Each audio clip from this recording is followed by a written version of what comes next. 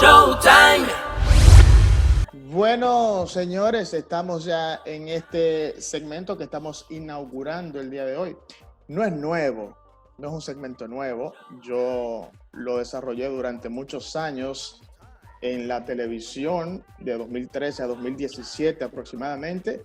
Era el único espacio, primero y único espacio dedicado específicamente a proyectar lo que son los valores y las dimensiones del desarrollo sostenible y la responsabilidad social corporativa, y más que otra cosa, a tratar de que la gente, de que el público común, ¿no? De que la gente de a pie pudiera entender cuáles son los vínculos que tiene este concepto de la sostenibilidad o del desarrollo sostenible con lo que son nuestras vidas como seres humanos, para qué sirve eso, y saber que no es un concepto exclusivo de los altos mandos de las organizaciones o de los gobiernos o de las autoridades, o de las instituciones.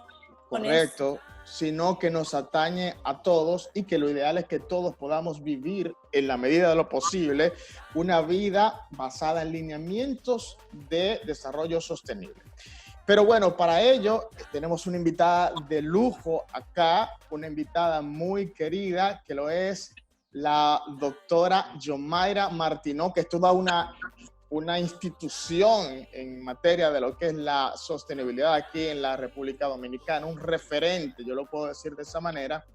Ella es fundadora y consultora líder de la empresa Greenergy Dominicana, que se dedica a precisamente eso, ¿no? Servicios de asesoría e implementación en proyectos en materia de sostenibilidad, de energía renovable, medio ambiente y todo lo que tenga que ver con ese mundo, con el mundo verde. Vecina, bienvenida. ¿Cómo me le va? Creo que verdes tardes, gracias por el espacio en Showtime. Verdes tardes. Verdes tardes. Verdes tardes. Muy buena esa, y muy si buena. hubiese sido ahorita te digo Green Morning, pero bueno, ya pasaron. Ok. Está buena esa. Bueno, mire, ustedes que bien. empezar diciendo que somos vecinos. Somos vecinos, sí, mis vecinos, miembros del BAN. Ay, no. Ya hay que saludo a todos mis amigos del BAN. ¿Y qué es lo que es el BAN? ¿Qué es lo que es el BAN? No, un grupo de muchachos muy trabajadores, ellos sí, todos. Sí, bueno. es una larga historia lo del BAN. Pero sí que somos vecinos, vivimos en el mismo edificio, Yomar y yo. Nos duelen las mismas cosas, el tema de manejo de residuos, el uso eficiente del agua, el trato justo a los trabajadores, y todo esto tiene que ver con lo que tú muy bien decías, Nino, de la sostenibilidad. Y son colegas, ¿no? Mucha son gente, colegas también. Es correcto. Mucha gente piensa, Yomaira, que la sostenibilidad, que cuando le hablan de desarrollo sostenible o de sostenibilidad, eso es medio ambiente. Medio ambiente. Pero tú acabas de dar una pincelada muy interesante. El buen trato a los empleados, eso no es medio ambiente, ¿no? Eso forma parte de lo que es la dinámica social de la sostenibilidad, ¿cierto? Mira, raya en las dos cosas, y yo creo que podemos empezar este espacio por ahí, explicando que cuando definimos medio ambiente, no se refiere únicamente a los elementos verdecitos, ¿verdad? A los elementos vivos, no vivos, a los animales, flora y fauna, sino que también hay otro tipo de elementos abstractos, como son los elementos económicos, el componente de interacción humana con esos elementos y hasta consideraciones del valor estético de estos recursos. Entonces, claro que sí. Por ejemplo, cuando en su momento se niega el permiso de explotación a Loma Miranda, fue fundamentado no solamente en su valor para la generación de recursos hídricos, calidad del aire, etcétera, sino por el valor estético que tiene tú pasar por la autopista Duarte y ver ese verde, ese paisaje. Entonces, los recursos tienen un valor estético, además de su valor socioeconómico. Y cuando relacionamos esto a sostenibilidad, pues sin lugar a dudas, sin hablar de las consideraciones socioeconómicas, se queda coja la mesa, ¿verdad? Cuando hablamos de sostenibilidad hay que considerar que es la forma en que nosotros crecemos económicamente, protegiendo derechos y deberes que son inherentes al ser humano y considerando que todo esto hay que hacerlo armonizado con la protección al medio ambiente. Interesante. En el marco de lo que es el desarrollo sostenible, Yomaira, hay un concepto muy interesante del que se está hablando mucho de un tiempo a esta parte con respecto a lo que es la dinámica económica, y me estoy refiriendo a la economía circular, un tipo de economía que pues de alguna manera implica un paradigma distinto a cómo funciona la economía lineal de hoy en día. ¿Qué tú nos puedes decir sobre eso? Explícale al público, ¿no?, a la audiencia, en qué consiste la economía circular y si es posible algún día que podamos llegar a basar nuestras economías en ese tipo de economía. Mira, lo que tenemos ahora mismo es lo siguiente: se extrae de la madre naturaleza los recursos necesarios para producir bienes. Esos bienes nosotros los adquirimos ya sea en tiendas por departamentos, en supermercados, en establecimientos comerciales, y no calculamos que hacia atrás obtener ese producto tuvo una huella, tuvo una necesidad de agua, de recursos mineros, de electricidad. Entonces solamente consumimos y botamos. La economía circular apuesta a que primero tú consideres en la producción de un bien que debes reducir tu impacto en toda la cadena de valor, es decir, tratar de extraer menos materia prima virgen, en la medida de lo posible que reutilices lo que ya está creado. Si hablamos, por ejemplo, del caso de los plásticos, es que tú no tengas que generar un nuevo producto a partir de resina virgen, sino que tú reutilices un plástico que haya sido recogido en la economía.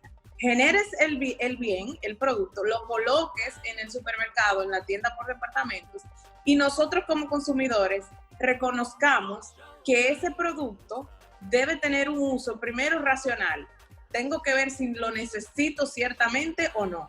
Si lo puedo comprar a granel, mucho mejor. Todo aquello que no tenga un empaque, pues reduce la cantidad de residuos que haya que disponer. Y si inevitablemente lo tengo que consumir, pues hago una reutilización de ese envase luego de consumido el producto. Y si no lo puedo reutilizar, entonces ahí viene toda la cadena de reciclaje y de reincorporar ese envase ya utilizado a la cadena de valor nuevamente para crear subproductos. Y eso mismo pasa con cualquier subproducto de bien. Tú sabes que cuando yo hacía el segmento en televisión, yo trataba de darle al público herramientas para tratar de llevar una vida más sostenible, estando en tu casa, estando en tu oficina, estando en tu hábitat natural. Y mucha gente piensa como que aquello de ser sostenible no es para mí, como que es complicado, como que yo soy uno y entonces yo no hago la diferencia. Sin embargo, tú acabas de decir que cuando nosotros consumimos y compramos cosas que no necesitamos, estamos llevando a cabo una acción insostenible, ¿verdad?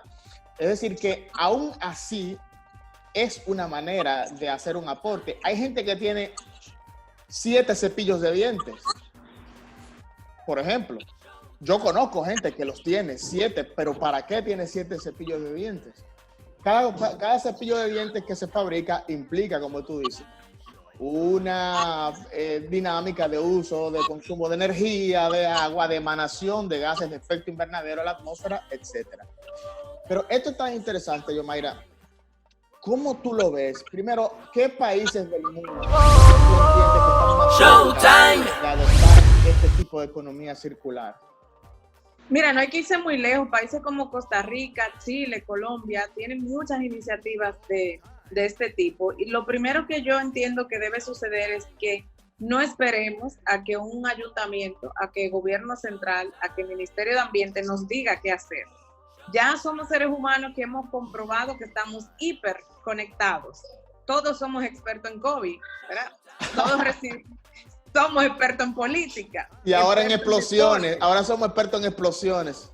Expertos en explosiones. Entonces hace falta solamente ápice de interés en que usted quiera saber cómo puede beneficiar a la sostenibilidad desde su casa. Y va a encontrar un sinnúmero de información disponible gratuita, siguiendo cuentas como la suya, la de Greenergy Dominicana y muchos otros colegas que están haciendo un trabajo bastante encomiable para tratar de promover una cultura de sostenibilidad en el país. Entonces, una vez usted se empodera de la información, empezar a actuar se hace mucho más fácil. Entender que ese uso de ese cepillo de dientes es de plástico y en el fondo tiene una huella importante de su producción. Quizás cambiar a cepillos de dientes de bambú, de madera, es una opción. Lo otro es que también nuestros hijos son los que nos van a mover. Y no tener 7, Yomaira, tener no hay necesidad de 7, definitivamente. No uno, sé pero hay que cambiarlo. Es un ser muy especial. Un cepillo de dientes, pero con la conciencia de que hay que cambiarlo periódicamente también. Sí, eso es importante. Y que sea de un material como bambú o madera que tiene un menor impacto en lo que es la huella de carbono y en general la huella ecológica. Pero hay muchas acciones que se pueden hacer. El mismo hecho de usted, por ejemplo, los jugos que consumimos, en vez de tener que comprarlo todo ya preenvasado, que además tienen un alto porcentaje de azúcar y no es bueno para su salud, pues recuérdese cuando usted premia china en su casa, vuelva a hacer jugo casero y tenga sus jarras de cristal y reutilice ese conocimiento ancestral que tenemos. Es volver a lo simple. Para mí esto es simplificarnos la vida muchísimo más. Es tener que consumir menos cosas que desperdiciamos y apostar más a reutilizar las cosas. Yo creo que hay mucha oportunidad de que volvamos a lo simple, usemos vidrio en los envases y que el desperdicio sea mucho menor. Vamos a explicarle al público, Yomaira, lo que es ahorita la huella. Bueno, dime, Sheila, que tú tienes una pregunta. No, está bien, pero explícale al público lo que es la huella, porque también es importante que la gente maneje ese término. Sí, porque estamos hablando de la huella ecológica, la huella de carbono, pero eso suena un poco técnico. ¿De qué se trata eso? Bueno, así como las pisadas que dejamos cuando andamos en lodo y entramos a la casa, es esa pisada que tiene nuestro consumo hacia atrás. Es todo lo que costó que hoy yo tenga esto en mi mano. Maquillaje, por ejemplo. ¿Cuáles son los componentes? ¿Qué se extrajo de la tierra? ¿Qué electricidad se utilizó? ¿Qué costó que yo tenga este vest puesto, estos lentes? Es que tiene un costo más allá del costo que te pone el establecimiento comercial. Hay un costo asociado a la cantidad de recursos naturales que se necesitó para generar ese bien. Y yo le agregaría, ya que tú pusiste el ejemplo del jugo, yo le agregaría que, por ejemplo, si tú haces un jugo de piñas traídas de Cotuí, pues por supuesto que tiene una huella ecológica o una huella menor que un jugo de piña hecho con piñas traídas de Hawái. Entonces, compremos las piñas que vienen de Cotuí en lugar de las que vienen de Hawái, porque las de Hawái implican, ¿verdad?, esa dinámica de un barco que las trajo, eso, emanando gases y gente que tuvo que, y un largo etcétera.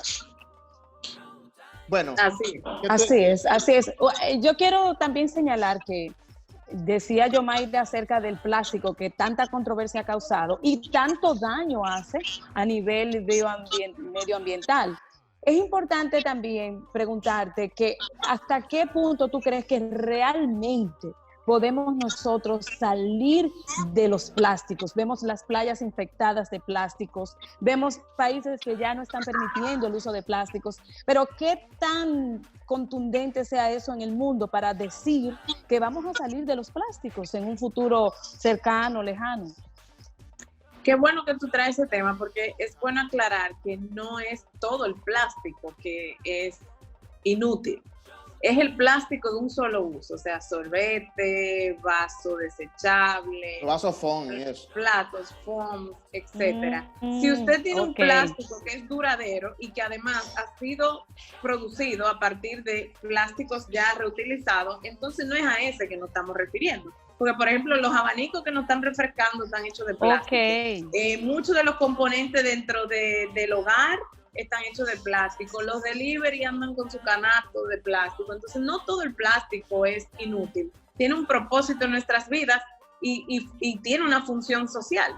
O sea que no es que sea malo, es el plástico de único uso que termina en los botaderos, termina en los invernales, y eso finalmente cuando hay temporada de lluvia tan intensa como la que hemos vivido, pues va y se aloja directamente en nuestros manglares, en nuestras costas. Entonces, la primera conciencia es que cuando yo voy a hacer espagueti, un moro, y me quiero ir a un río, debo apostar a llevarme mis envases de cristal.